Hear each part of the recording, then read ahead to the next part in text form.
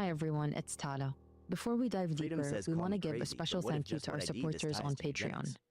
Doing this work takes time, resources, and editorial independence, so it wouldn't be possible without Sorry, I don't understand your question. Call me crazy, but what if just what this ties to eugenics? You're gonna have to rephrase that, brother. our supporters online.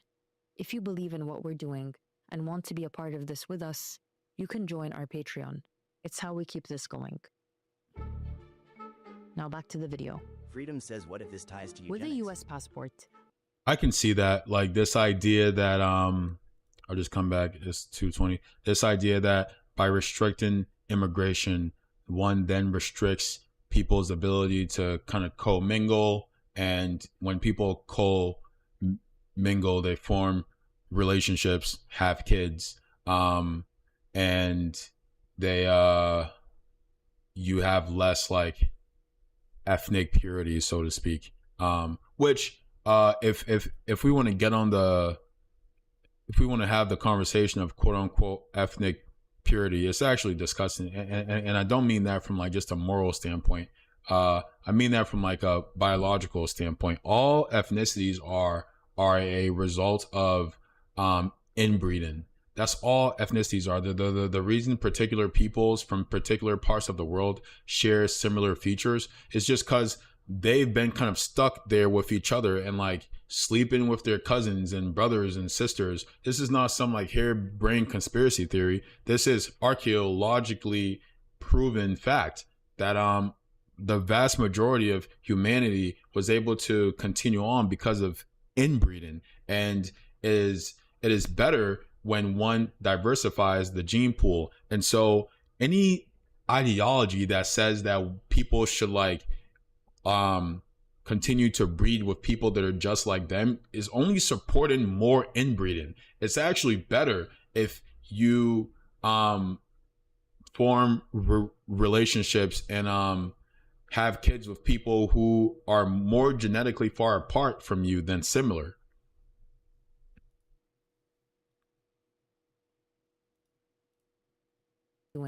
and want to be a part of this with us, you can join our Patreon. It's how we keep this going. And if people were able to freely travel, back there to would the be video. more of that. So I hear With what a you're US saying. passport, I can get into 179 countries without having to first apply for a visa. 1-2 says With a yo, British how you doing? passport, 182. Doing good, Half. How you doing, German, man? 185, and a French one, the same. That's the top of the list. Let's see the bottom. With a Palestinian passport, 39. Yemeni, 31. Iraqi, 29. Syrian, 26. And at the bottom of the index, Afghanistan, with 24. Not to mention everyone else on the list, and the 4.4 1-2 million says can't people complain. who are stateless. Freedom says I agree. I think eugenics only So what exists does because of applying fear for a of visa extinction, if typically that look makes like? sense. First of all, applying It exists because of the fear of ethnic extinction. And again, all ethnicities are a result of inbreeding. But people have like attached this like romanticized mythology around like ethnic superiority. It's complete nonsense, and it's a ideology perpetuated by elites within these particular ethnic groups to create a sense of shared identity to more easily control these populations. But there's nothing like ethnicities aren't real. Ethnicities aren't real. They're social constructs. People will say, of course they're real because people have these shared features and traits. Yeah, because their ancestors were doing incest left and right. If you are from like a place in the world where everyone from that place in the world have all been in that place for a very long time, for like hundreds of years, guess what? You're all probably really close to being relatives, and your ancestors, brothers and sisters and cousins were all fucking. It's disgusting. It's not pure. It's not something to celebrate. It's fucking weird. It's weird. You're much better off if you're born in this place to leave that place and go form relationships with people way over there to diversify the gene pool, not sleep with someone who's basically genetically your cousin. for a US visa is the hardest thing in the world. The Canadian visa process is extremely complicated and long. No one wants to have that system is actually conversation. designed- Rather, they engage in like just the strangest, like most bizarre incest, eugenic like philosophy. That's like, no, we got to keep the race, the ethnic group pure. We got to keep fucking our cousins. Like it's fucking strange, bro. It's weird. It's so fucking weird. to humiliate and strip you from whatever dignity you think you have. Step 1 is paperwork. You may be asked to submit bank statements going back months, salary slips, employment letters, flight Freedom says, bookings, well said, what's and this video hotel called? reservations for hotels This video is called The Global Hierarchy No One Talks About. Good question. you may never stay in. Giving some stranger, my bank statements for the last 6 months seems like an invasion of privacy. I was once asked to upload a selfie of me and the friend that I was visiting in the country that I wanted to get a visa for. They requested documents like my parents' marriage certificates and the payment of our next school year's fees. They wanted me to list all the trips I've made. So understand that all of these things aren't to sort of verify these people are telling the truth, right? That's what they're told. That's what these agencies say, but they can find out if these people are telling the truth or not. They have these massive information networks. No, it's not for that purpose. It's to make it more difficult for these people to move and travel, right? Because if you create a process like this that has so much red tape and is incredibly frustrating and difficult to navigate, most people will just give up. Most people simply won't do it because it's too difficult. It's too frustrating. It's too archaic. People will just say, I don't want to deal with that. So they won't travel. They won't travel. They'll stay right there where it's easy to control them. Made in the past 10 They won't learn more about the world, more about other people, other cultures, expand their sense of humanity and the human experience. They won't. They'll stay right in their little bubble. The like 5 square miles of place that they know, and everything they will experience vicariously through TV or other media controlled by the elites, and only understand about the world what those powerful interests want them to know. That's it. 10 years from the date of the application, including Freedom Right, says, like- wait, is that why getting a citizenship in countries like Switzerland is so difficult? I think that's part of the reason. Like, take this example, for instance. So let's take Iran right now. So I've never been to Iran. I would assume most people watching this also haven't. Okay. But I hear a lot about it. I hear a lot about it on the news. I hear people talking about it. It's on TikTok. We're hearing a ton of stuff about Iran, but nobody's ever been to Iran. So we don't know. We only know what we're being told. And we're being told very particular things controlled by powerful interests.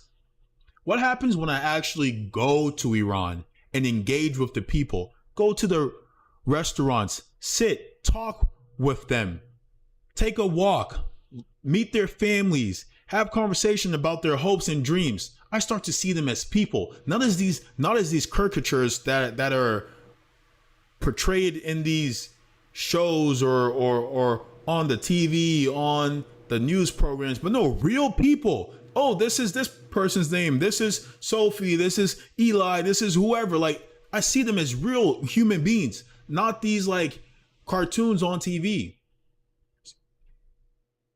Give that situation, take that now, right?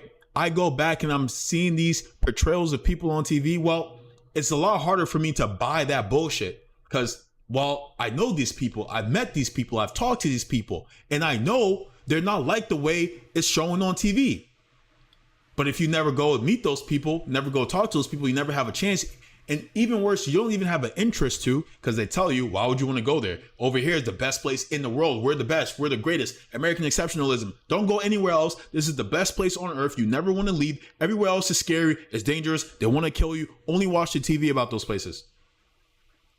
It makes it really easy to control you. You don't know anything about the world. You don't know anything about anything but what they show you. With passports and visas and immigration laws, they control the movement of the working class. And I do mean the working class, regular, everyday working people, not them, not the elites, because the elites can always travel. They can always travel. They can pay for any visa cost. They can get any special privilege with their passport. So they move around the world as they please, but not the rest of us. With where did I stay? Who financed the trip? Have you been a terrorist? Have you killed people? Are you part of a terrorist group? And What's up, that shit is C4? so funny. Even if I did, would I admit that? Many documents, like hundreds of pages. Then there's the visa fees. So visas are very expensive. It ranges from about $100 to $300/euros, depending on the country you're applying to. The average. That's nothing, bro. That's nothing. I was looking for a visa to move my grandmother to Australia, where the rest of my family lives, because she's getting older and it's only me and her here. So we're going to need more help to take care of her. Guess how much that visa was? Chat. No, like actually, people put in the chat right now. Guess how much you think the visa is right now to move my retired grandmother to Australia. Guess how much the visa is? Says 7K. Keep going. Keep going. 700. Keep going. Nope. Way higher. One more guess. And I'll tell you guys. Nope. It is $90,000. $30K. $90,000. 90K. Mexico Targaryen says It's what, bro? 90K. 1-2 says oh nah. 90K. Look it up, chat. This is not an exaggeration. Look it up. How much for an elder visa to Australia? It's 90K. Who's paying that? Mexico Targaryen says man WTF. Who has that lying around? Not working class people. Not people who work a 9 to 5. You know who has that? People in the 1%. The laws do not exist to restrict their freedom, because they have the resources Salary, holy blockage. to navigate this. Holy blockage, exactly. Salary in Egypt monthly is about 120 days. But they will say, no, it's about public safety, and it's about national integrity, and it's about securing the borders, and blah, blah, blah, and terrorists, and these immigrants are bad, and you should hate them and be afraid. You don't want them here. You don't want these people to come here. They're so evil and weird and strange, and it's just to fucking control you and to control them. That's all it is. It's not just the visa fee, which itself can be hundreds of pounds. It's all these hidden costs that you have to incur just to build an application. What happens to the money you paid if you don't get the visa? Well, they keep it, obviously. Yeah. That doesn't even guarantee you. It's not like you apply for the visa, right? And you get the visa and then you gotta pay. No, bro. It's like you might not get it, and guess what? We keep that cash. Tough. African countries lost an estimated But if you're rich, you're gonna get it. $7.5 million in non-refundable Schengen visa application fees. Listen to that again. Let's go back. What happens to the money you paid if you don't get the visa? Well, they keep it, obviously. In 2024 alone, African countries lost an estimated $67.5 million in non-refundable Schengen visa application fees. Step 3 is getting an appointment. The moment the website is open, all the appointments are gone. It's more difficult than getting a Taylor Swift ticket. These can be so difficult to find that there are now AI bots. All right, we're not gonna watch the entirety because I feel like I summed up the gist of it. If you want to watch it, I'll put the link in the chat. You can go and watch it yourself. There's the link. But I need people to understand just the ways that the people who control this society, and this is just the rich and powerful people. It's not any particular group. Those are just more ways they try to control you and keep your perception of the world distorted, right? Oftentimes they point to the Jews. The Jews run the world. No, they don't. That's just another stereotype about a group that's been historically downtrodden to make you focus on that and hate them and see things less clearly. Anyway, there you have it, chat. Check out the clip if you want. I think it's interesting stuff. There are some clips that I wanted to react to though. Freedom says yo. And I haven't gotten down to doing it. Yeah, of course it's not the Jews. Like that shit, dude. I can't even start, bro. Like when nothing pisses me off more than somebody who thinks they like understand how, and like I'm not even claiming to. I think I have an understanding. I think my understanding might be closer to whatever the actual case might be than like the average person who isn't part of the informed public, like people who like have studied this stuff. Sure, right? But like I'm not some like arbiter of truth. I'm not some guru who's got it figured. No. But nothing pisses me off more than people who are like, yo, like, I got it figured out. This is what's going on. It's the Jews. Like, oh my God, bro. Like, you're such a fucking walking lick, bro. Like, one thing that frustrates me is that people often point to, oh, well, look how like the US is engaging with Israel, and like, isn't that an example of like Jews running the United States? Like, so the United States is a global empire. Like, we control most of the countries around the world and the flow of money. Okay. Why isn't there some stereotype about white people being like conniving monsters who like control money and like do like horrible atrocities around the world? There's no stereotype of that, of like Anglo-Saxon people doing those things. There's no stereotypes around that, even though there is mountains of proof of literally that happening, from genocide to colonialism to slavery. Mountains of proof of literally that happening, but there's no stereotype of that. It's just like, well, these are what countries and states do, which, okay, fair. But if like Israel, and like, I'm not defending Israel as a state, but I'm defending against anti-Semitism because it's bullshit. But if Israel as a state does a settler colonial project, which is a thing that governments do, people say, well, it's because they're Jews. It's because they're Jews. See, we were right. The Jews, see, the Jews are so bad. But what? When those white people in America did it, you didn't create any like negative stereotypes about them. You just say, oh, that's just what happened. It has nothing to do with the fucking religion or ethnicity, you idiot. But you want to believe that because you've like absorbed these anti-Semitic messages and you just want it to be right so bad. Nonsense. It's nonsense. And it's just another way to distract and control you. Oh yeah, think it's the Jews. Think it's the Jews. Don't look over here with all the rich people around the world who have all the economic power, all the military power, all the capital that control our fucking lives. It's not that. It's the Jews. Come on, man. Come on. Fucking clowns. And like these, you can, bro, you like type in one word on YouTube, you can find these people left and right. They're ready to feed you the bullshit. This is not the clip. Where is the clip? Oh, I think it's on my other account. Hold on, chat. I have like 3 YouTube channels or pages that I save different things to. It's the Jews. Shut up.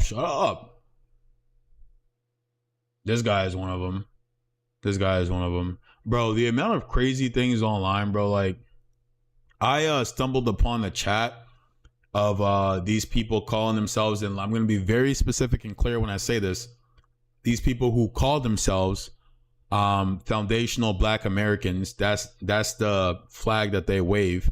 I am not saying that they speak for folks who would identify as foundational Black Americans, but these specific people in this specific chat did identify as foundational Black Americans, and these are the things they were saying. They basically spread like American exceptionalist, racist ideologies, but like carving out black people whose history is tied to American chattel slavery as exceptional, like alongside white America.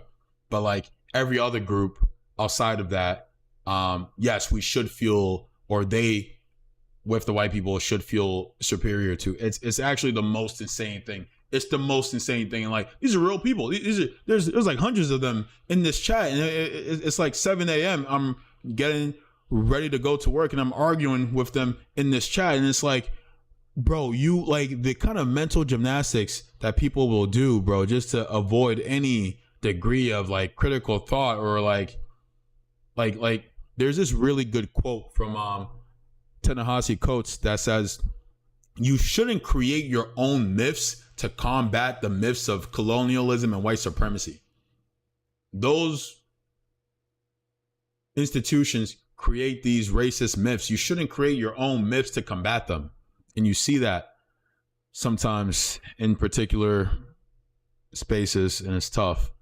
And honestly, I'm like hesitant to talk about this in mixed company, but it's just so unfortunate and heartbreaking. Where's the clip that I'm looking for?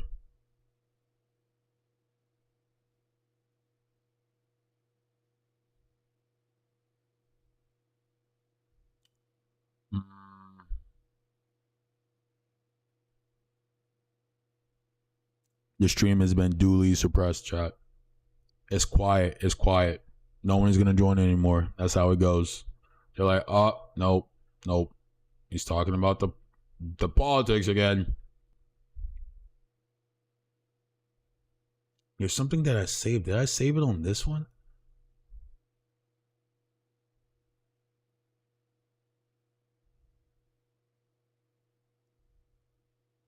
No, it wasn't this. One's about Reagan. Russians at war.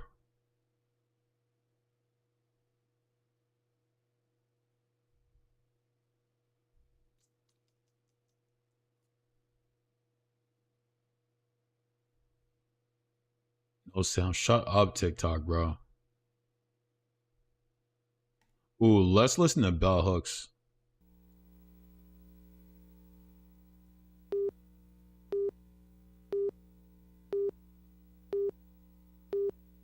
Is your right to Bell Hooks is a noted author, scholar, and social critic.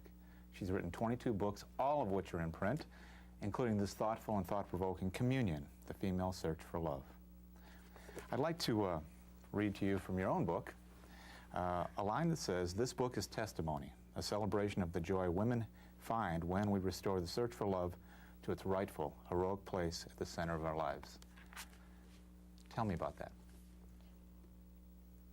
We've always thought of our heroes as having to do with death and war.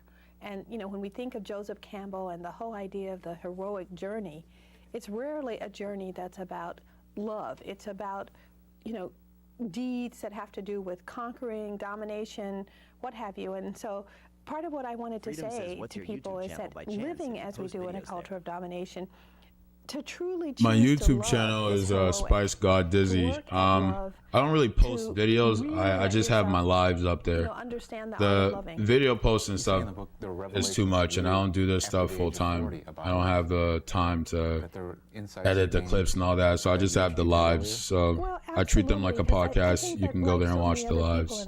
But yeah, Spice God Dizzy. If you go to my profile and hit up the link in the bio, there's a link tree to all my accounts. One of the ideas that was really hard for people to accept was that if somebody is abusing you, they're not loving you. I mean, you would think that would be a basic understanding most of us would have, but in fact, so many of us have been wounded in some way in our childhoods that we really need to cling to the idea that if someone hurts you, they can also be loving you. And I tried to make a big distinction in that book between care and love, that like saying that my parents cared for me deeply, and care is important. A lot of children don't receive any care, but it's only one ingredient of love. Now, It is not love. Love is a topic that many people have written about, and now recently you've written 3 very well-received books about it. what is your take on love that's different from others? I always think that part of the Yahiko genius of Targaryen Bell Hooks, says such YouTube as it more like is the stream looked better on that there. I bring together standpoints that are often not brought together in our nation. You know, I bring together thoughtfulness about race, gender, class when I'm writing about love. I'm one of these fanatic readers. I read a book a day, a nonfiction book a day, and I'm a fanatical mystery reader, and I may read 2 mysteries a day.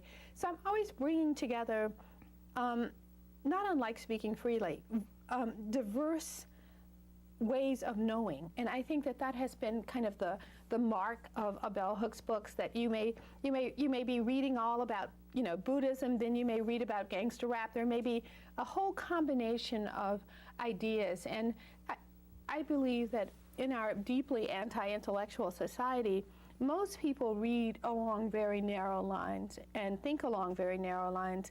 So I think that the excitement many people feel when they come to a Bell Hooks book is, God, she's brought together these things that just seem like you would never have put them together. I mentioned that you've had 22 books in print, and that's extraordinary. That just doesn't happen. That suggests a shelf life that most authors don't enjoy. But do you ever sit down and say, I really want a bestseller. I want this one made into a movie. I want all of my books made into movies, because you know what? I believe that I am, Ken, the embodiment of that sort of classical. So I haven't read any Bell Hook books. I've only ever read quotes and excerpts. But even the quotes and excerpts, bro, I'm like, Jesus Christ, this lady's pen is ridiculous. So now I'm plotting for my first Bell Hook book. Gotta figure out, as you just heard there, she has many. I gotta figure out which one I should start with. Idea of the intellectual. But yeah, guys, just look up Bell Hook's quotes and the insight into the human experience. And this is what I'm talking about. We gotta learn about humanity. We gotta learn. We can't know who we are if we don't understand who we all are and what that has looked like through history. And oh my God, the way she captures just these truths about the human experience and helps to illuminate our collective situation, tying it to the personal experience. Oh my God, it's just fantastic. As someone who really wants to be whole, and to me, part of wholeness is I really do like the people, the mass. I really, want to be able to write books that are touching the pulse of a diverse audience. So to me, the only exciting aspect of having a bestseller is that that you have that capability, that you're spread across a wide body of people, cross class, cross race, and I think that's incredibly exciting, the idea of that, And there's not a temptation to kind of water down your message, to broaden it in a way that everyone will find it appealing, sort of like Who Moved the Cheese? Well, what I think is, in these real deep and profound times, and I don't want to make light in any way, because for the past few years, I have just been so concerned about the question of censorship, and a censorship of the imagination that begins even before people are censoring what we write. I think that when I look at my career, I want to talk about what she just talked about just there. Since this idea of censorship of the imagination, this idea of what is permissible to even dream about, what is permissible to even think about, right? Before you even write about it, what are you allowed to think about? I think that and that idea has been kind of has seeped its way through a lot of different fields of thought. This idea of thought control, this idea of controlling the bounds of acceptable thought and acceptable debate, acceptable questions, right?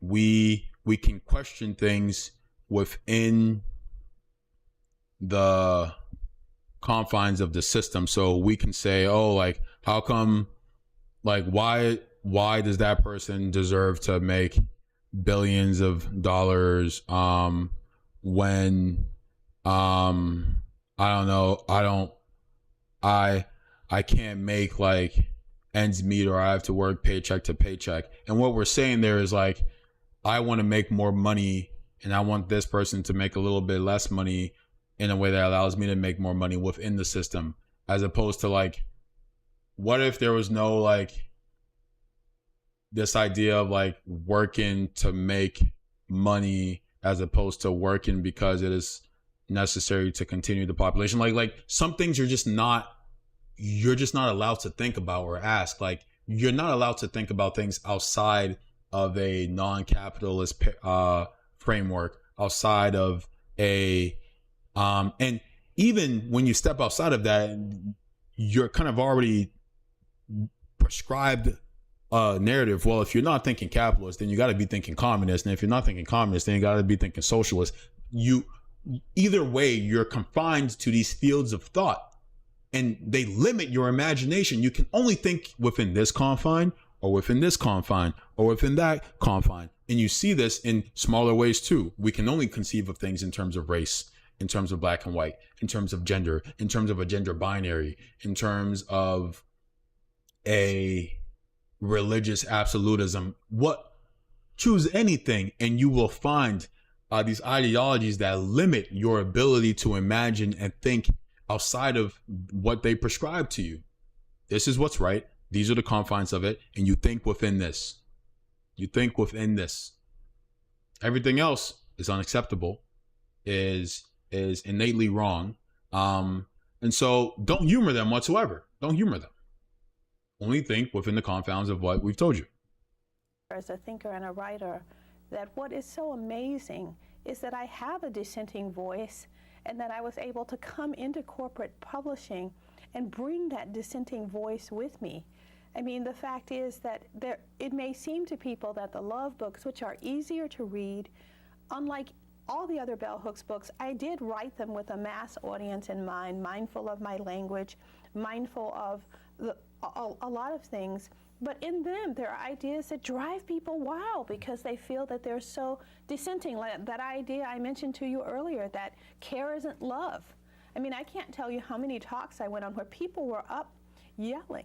How dare you say, that mom and dad didn't love me because, they gave me that beating every week that I needed. I'm curious about your take about the marketplace of ideas. Speaking freely is about all those ideas floating around and the need to hear all of them and to share viewpoints. And yet it seems that in recent years, especially on college campuses, we've seen a different take on freedom of speech. I know that you teach, you see college students up close.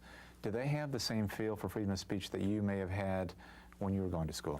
Well, I think that the key word that you used, Ken, was the marketplace. And I think what's really tragic about education, particularly at a higher level in our nation right now, is that it has become to be something that is about the marketplace, so that there's a lot of repression that students begin to do because they want to prepare themselves for the marketplace, for getting the money and getting the power and getting the status and getting the fame.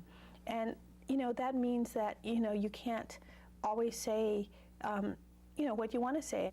You have not hesitated to question projects, programs, or individuals that frankly a lot of the African American community embrace with pride. You've raised questions about Kwanzaa, the Million Man March, and not least of all Oprah. What is it difficult to speak out on those topics? I think it's difficult when you're misunderstood. It's difficult when people stand up and say, why do you hate Spike Lee so much? And I say, actually there are moments in Spike Lee's films that I think are incredible, that I love, but that doesn't mean that I don't have a real critical commentary. Okay, I love what she's talking about here, because we see this everywhere in society, and I've talked about this on some streams. It's this absolutism of thought. There's no space for nuance. There's no space for gray area. You either have to love something or hate it. You either have to think it has all this good to offer or it's totally bad. In the case of Spike Lee, and I don't know what her criticisms of Spike Lee is, but she speaks to here that she has some, and that she also enjoys parts of what he does. So, but when audiences receive that, it's oh, why do you hate Spike Lee? Why do you hate Spike Lee? And not, oh, what are your criticisms of Spike Lee?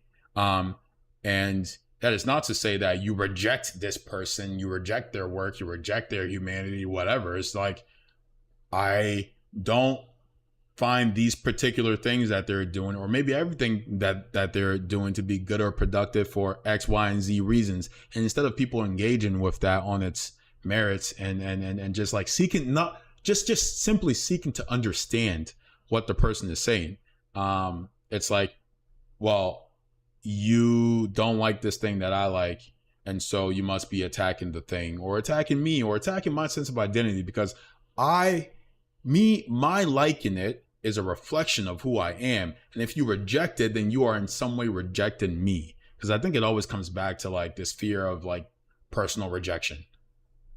About his work, and I know that as a teacher, I'm constantly encouraging my students to recognize the difference between a critical commentary about something that can illuminate it for you, that can help you to see it in a different way, and something that's just trashing. Because I think that part of the danger for free speech in our society is the deep longing people have, both in our personal and public lives, to avoid conflict, to avoid hurting someone's feelings, to not, be polite. And I think that, if you think about all the work that's been done by Cecil Abak and others about how as a nation we're lying more and more, I think we have to connect that to an absence of free speech, because when you live in a country that makes truth something that...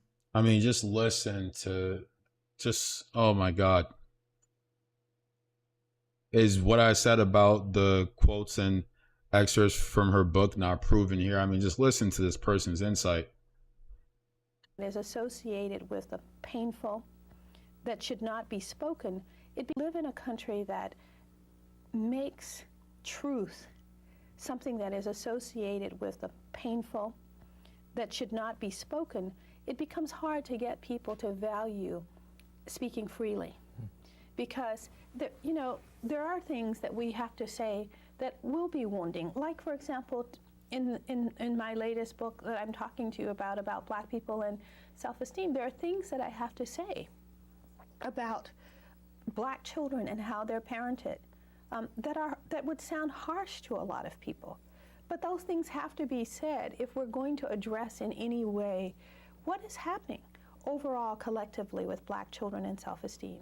So to me, a lot of what I do in the classroom is to try to teach that kind of courage that allows you to speak freely. I mean, recently, I'm a big Martin Luther King fan, especially of the later sermons. And when I go back, in Strength to Love, he talks about standing in the shadows of fascism.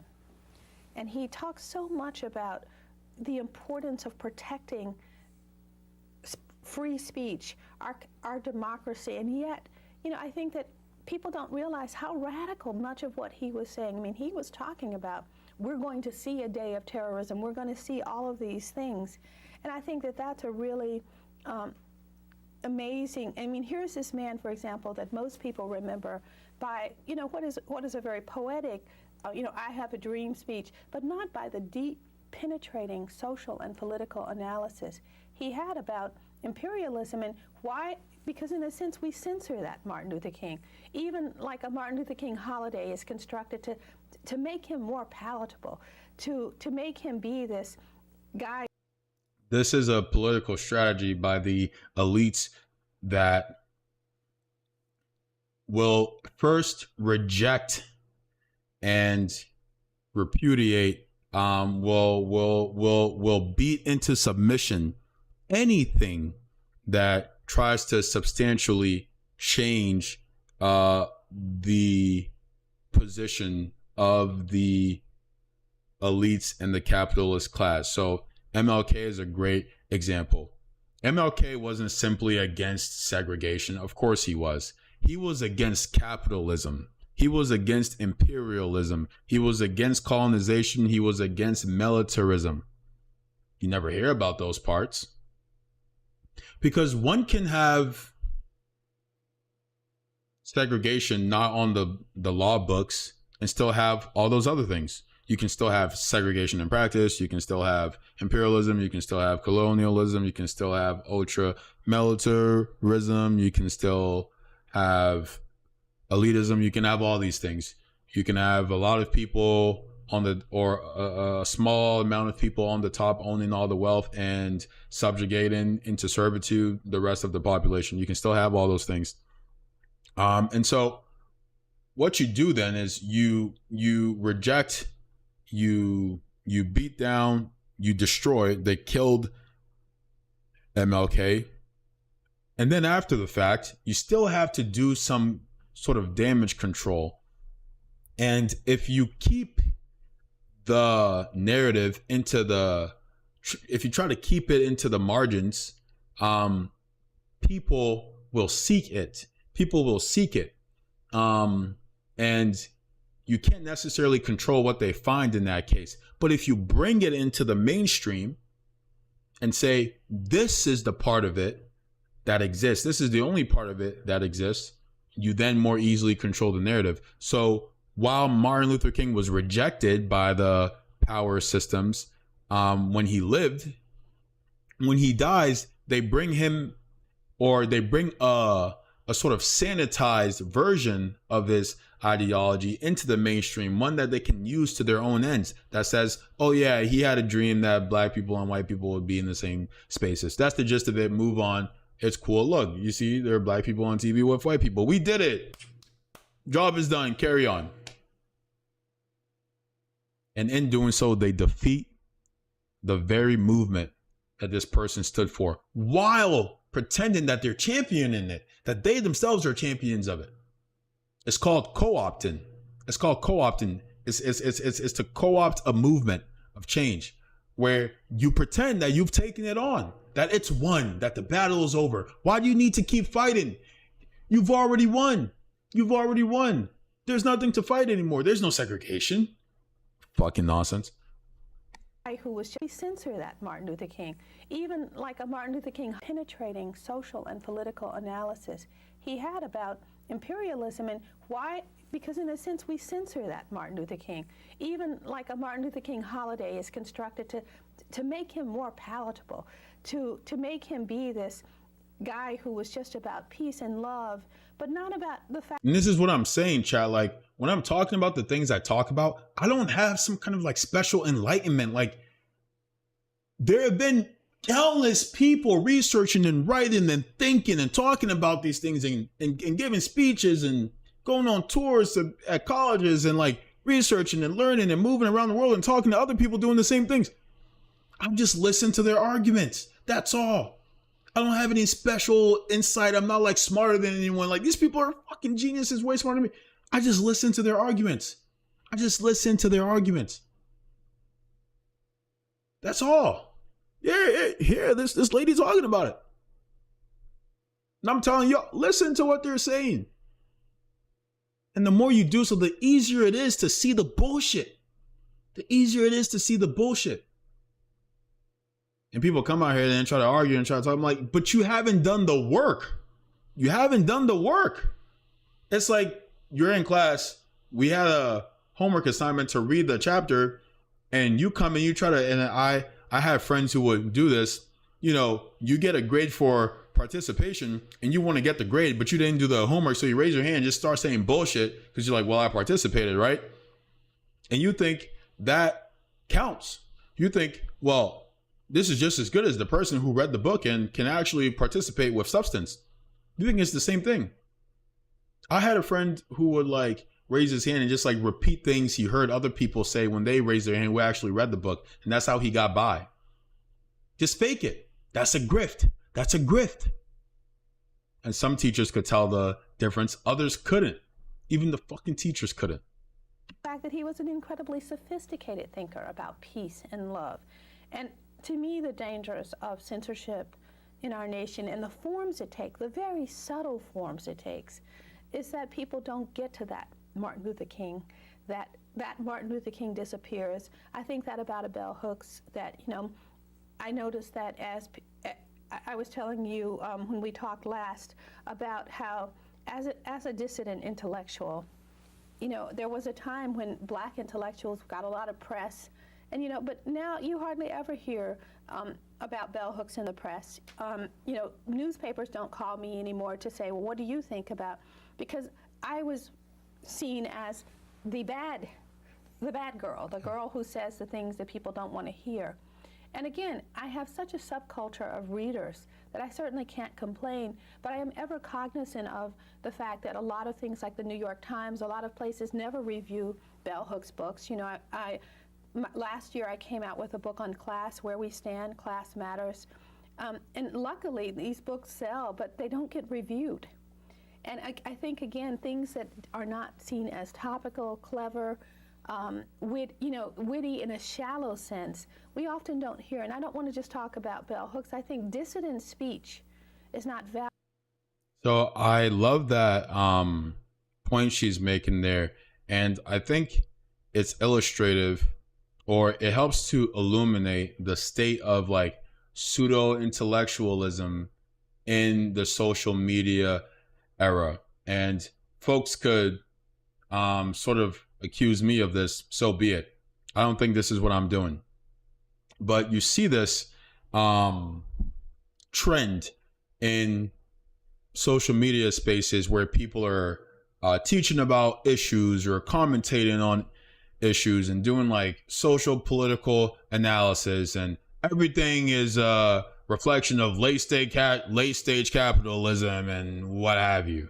And they use all these gimmicks, and they'll point to that, oh, it's just the nature of the beast, you know, like I have to have 1,000 cuts and clicks and like the sounds and like the freaking headlines popping up on the screens and all the bells and whistles to keep people's attention. But like, it's okay because I'm trying to teach them about this really important thing and blah, blah, blah.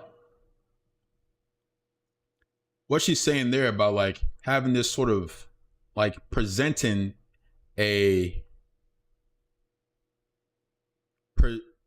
as though to be offering this perspective that illuminates this thing that is murky and hard to understand and see, to make it more clear. But in actuality, you are engaging, or you're presenting something that is much more shallow, much more void of substance, doesn't in fact illuminate, and rather it more entertains than anything else. I think it's a lot of what we see on social media, where you're not learning anything much, but you're hearing more like buzzwords, more of the same buzzwords, and these buzzwords sound intellectual, and so you think you're gaining a greater understanding of this thing. These people might like tell a joke here, or like repeat some other trendy phrase you've heard that seems witty, and they have the headlines up as to say, here's my citation. And like that's absolute nonsense, because flashing the headline on the screen for 3 seconds does not constitute a citation, and no one learns anything from that shit. But you see it left and right, and these videos have hundreds of thousands of views, and people think they're being like really informed about these things. And I think one might argue, oh, well, you can't blame the creators for this, again, because this is simply the state of things. And how else are people to learn? No, the creators can choose. They can choose to have videos that are hours long explaining things. And they say, well, people don't have the attention span. Well, why don't people have the attention span? Because people keep making short content. I'm guilty of it. So I tell people, go watch my lives, the VODs, because I'm talking about one thing for a long time, and I'm not gonna like put like clips of headlines and blah blah blah. Why? Because like that's a gimmick. What do you learn from seeing a 30-second or 3-second headline pop up on the screen? Nothing. Absolutely nothing. Now, I think there are ways to talk about issues or broadly speak to an issue in a way that is substantive and maybe happens in like a 3-minute span, depending on how one does it. Is that impossible? No, absolutely not. That's not what I'm saying. But there certainly is a trend of this sort of pseudo-intellectualism that simply exists to entertain as opposed to inform. And that, I think, is where a lot of the attention is at. That is where that's what's being sort of made more popular in the airwaves. And I think it serves as distraction because the people consuming that don't ever gain a better understanding of these issues. It doesn't illuminate. Valued in our nation, whether it comes from white men, rich white men or poor white men. I think the Actually, hold on. I want to find this one clip in particular that I think encapsulates what I'm talking about so perfectly. Got to plug in my phone here. Oh, chat. Oh my God, it's so frustrating. See if I can find it. It's like everything is a result of late stage capitalism. Even the things that are also a reflection of early stage capitalism are a result of late stage capitalism. Like, oh, shut up, dude. What are you saying?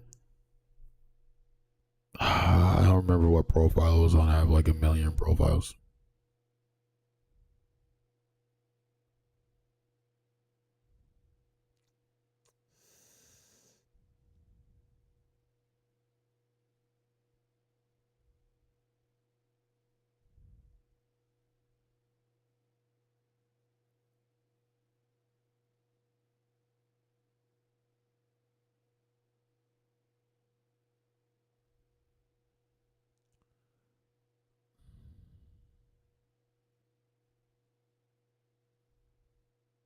Come on, load. Shouldn't take that long. Oh, here we go.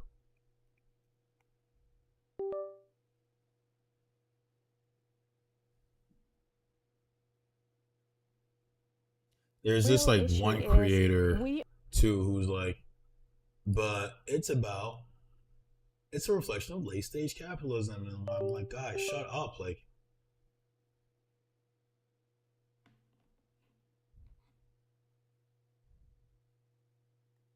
Byung-Chul Han called this the Achievement Society, where we've okay. turned from... Okay. And oftentimes you'll see these people cite particular write-ins as though because it was written in a book, that means it is somehow innately more or carries more weight or has more substance, as opposed to the merit of the idea. What argument the idea is making is what gives it substance, as opposed to sort of the medium in which it is presented is what gives it substance. And it irks me. It irks the hell out of me. Why is my camera not working, bro? What the hell?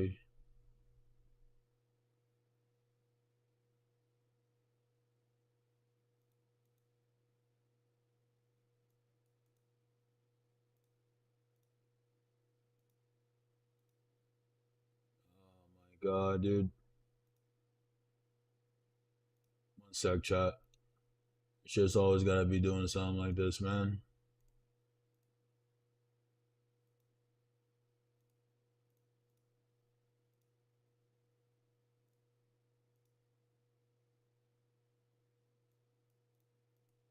Like, why is it in the corner over there? Like, make it make sense, bro.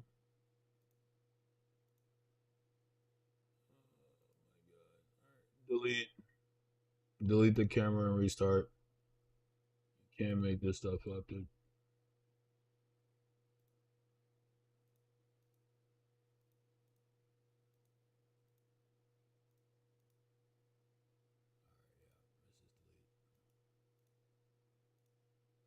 Sorry about that, chat.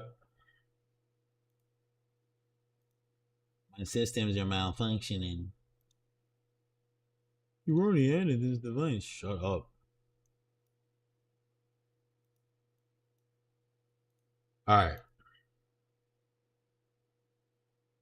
So, keep in mind what I said about the trend on social media of like pseudo-intellectual content that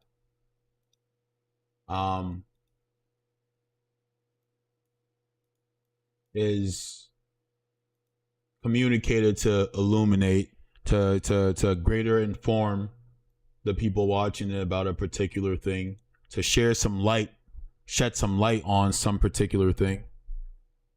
But in actuality, what's up, TJ? In actuality, all they do is entertain. Let's watch the clip. Watch it by my damn self. You think Ozempic is about weight loss. You think Brian Johnson is about longevity. And you think looks maxing is about attractiveness. But you're wrong. Welcome to the Ozempic economy, where the quick fix is the trap. South Korean philosopher Byung-Chul. So even that format where it's like, I'm gonna present X, Y, and Z things that you're familiar with, and then say your perspective on it is wrong, and I have this insight. That's a gimmick. That's a gimmick in of itself. So, okay, red flag, but let's continue. You think Ozempic is about weight loss. You think Brian Johnson is about longevity. And you think looks maxing is about attractiveness. But you're wrong. And like, it just, like, it having the gimmick doesn't mean that's a bad thing or that means it has like less value. But let's continue. Welcome to the Ozempic economy, where the quick fix is the trap. South Korean philosopher Byung-Chul Han called this the achievement society, where we've turned from you must do this to you can do this, which inevitably leads to burnout. And so when you've optimized your work, your leisure, your relationships, the last thing you can turn to is your body. And so Brian Johnson's multi-million-dollar welcome to the Ozempic economy, where the quick fix is the trap. South Korean philosopher Byung-Chul Han called this the achievement society, where we've turned from you must do this to you can do this.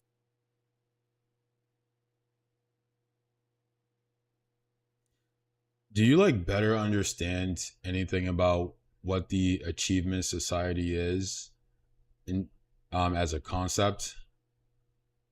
Okay, I sure didn't, but maybe I lack the ability to conceive of it. Let's continue listening. Which inevitably leads to burnout. And so when you've optimized your work, your leisure, your relationships, the last thing you can turn to is your body. And so Brian Johnson's multi-million-dollar experiment isn't just about living forever. It's about Han's Achievement Society medicalized. The optimization machine has now entered your bloodstream. French sociologist Pierre Bourdieu taught us about the four forms of capital and capital conversion. Economic, going to cultural, going... Again, maybe I'm missing something, but do you understand better the achievement society? Brian Johnson's multi-million-dollar experiment isn't just about living forever. It's about Han's Achievement Society medicalized.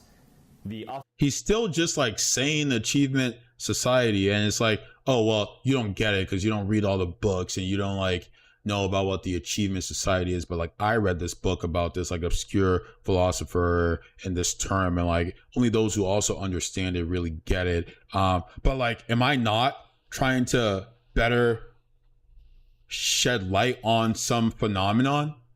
Should I not speak in the most clear of terms without diluting my message? Welcome to the Ozempic economy, where the quick fix is the trap. South Korean philosopher Byung-Chul Han. The Ozempic economy, where the quick fix is the trap. Okay. Now we can like sit here and like try and parse through everything this person could possibly mean, but then what the hell is the point of the clip? this the Achievement Society, where we've turned from you must do this to you can do this, which inevitably leads to burnout.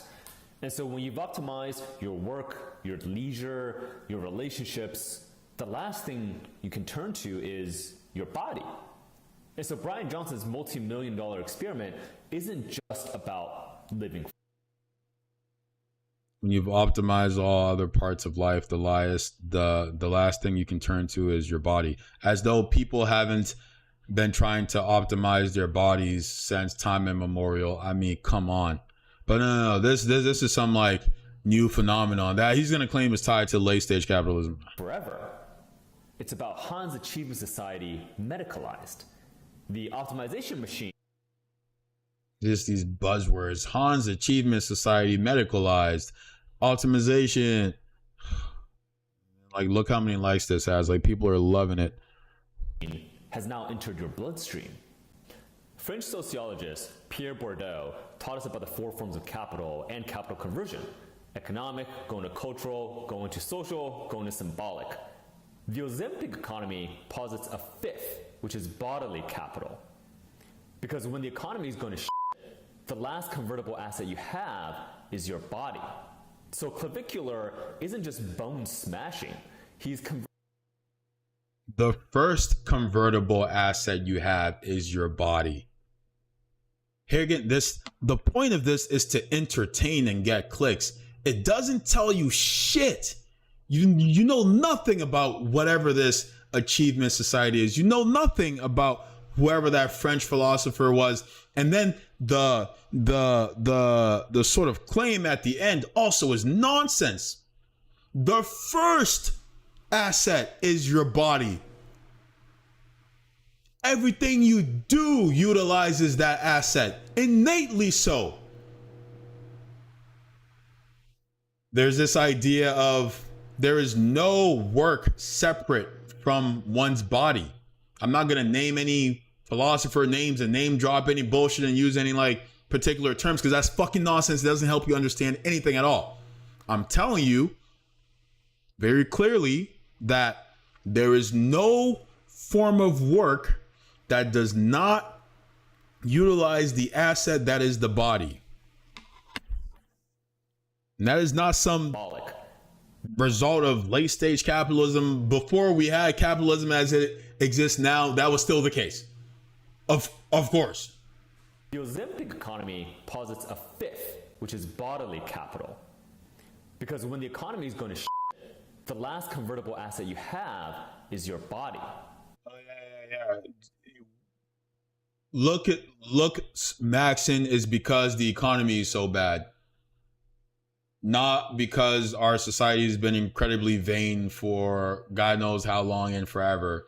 Not because, and also this idea that Lux Maxon is a new phenomenon, as though people haven't been doing that in but like this hasn't been showing up in different ways, from particular beauty standards to hyper physical like masculinity, like dudes trying to be buff and women trying to have a particular body type and that being what's displayed popularly in the media left and right. You have to be tall, you have to be skinny, you have to be buff, you have to be fit, and everyone is like chasing that particular look. And in the 80s or whatever, people were on the Peloton and doing this. Like, is that not Lux Maxon? Was that because the economy was so terrible?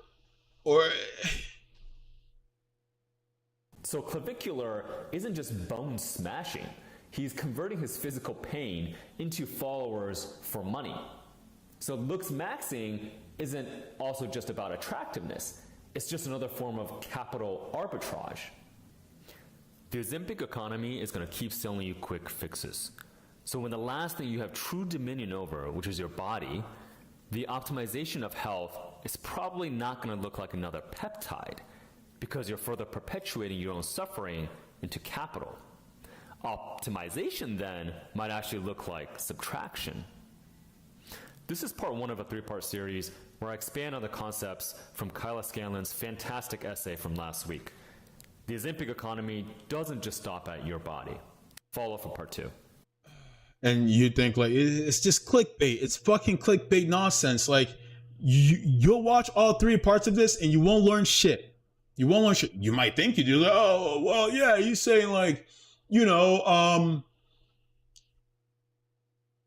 the economy is so bad that the only thing people have true autonomy over is not like, you know, being able to own a house and have a stable jobs, but their bodies. So they're converting their bodies into capital. And that's what Looks Maxon is about. And that is also tied to capital selling us quick fixes, as though that's not always been the, oh my God, like what the fuck was that analysis? It wasn't analysis.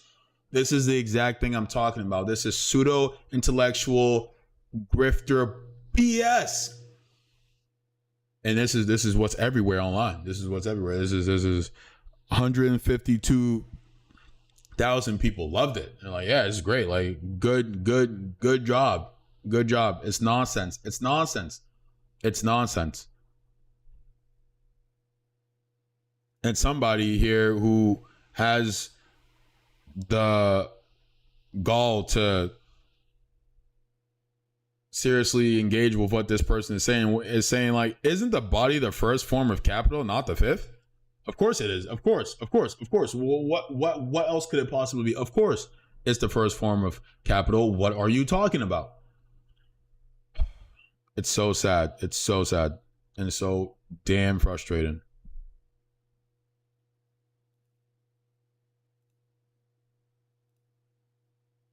We are in danger as a nation of silencing any form of speech that goes against what is perceived to be the status quo.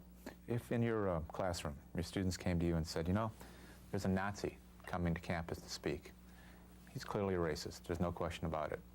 And a local organization decided to recruit them to recruit this individual to stir things up. And they want to enlist you to fight the appearance. What's your take on that? Well, how do you respond? You know, my response is always on behalf of free speech, because basically I always tell my students, if you look at the history of, you know, silencing, ultimately the people that get silenced are the dissident radical voices that anytime we try to shut down people, it in fact ends up being something that causes us to suffer more. I think that people need to know how to hear information and think critically about it. Not to, and that's usually my whole thing, is to say, what does it mean for us to hear something that we have to think critically about and that we can make a choice about, as opposed to the idea that we should eliminate people saying certain things. I 100% agree. I 100% agree. I 100% agree. And people, especially leftists, are like incredibly against this because they're like, well, you know, these words have like particular messages and narratives, can carry a great deal of harm, and so we should silence them. Well, that's a great precedent to set for somebody to come take advantage of and then suppress any speech they want. Hi.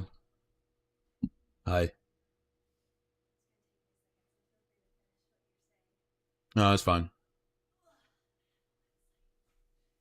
You did it? Hey, good job, babe.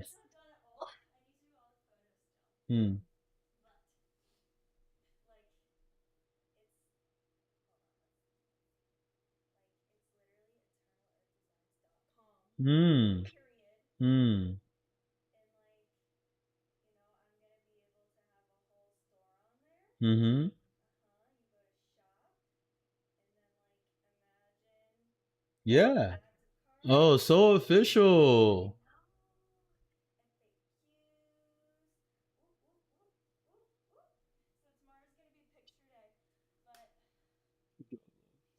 Yeah.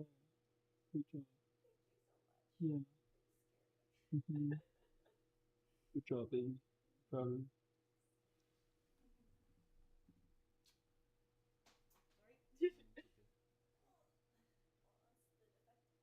Yeah. Bell Hooks. I'm gonna guess some of her books. Great read. I don't know.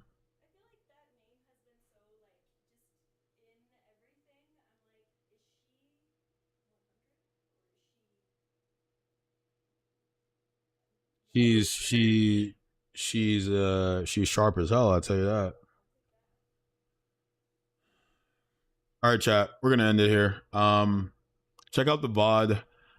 I'll continue to react to this Bell Hooks video some other time, but I gotta go find the Bell Hooks book to get.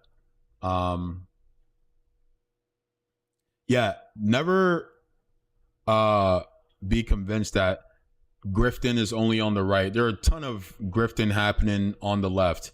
And people who view politics as ideological silos can't see that. People who were born into liberal ideology and thus see themselves, or not even thus, but as a result of that,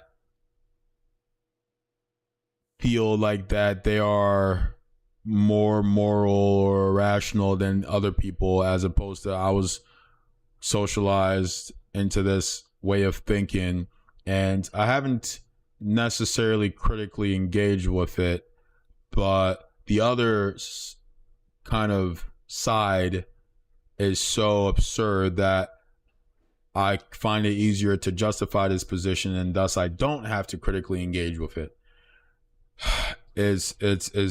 We all suffer because of it, but nevertheless, we're gonna call it here. Check out the VODs. We'll see you next time. GG's.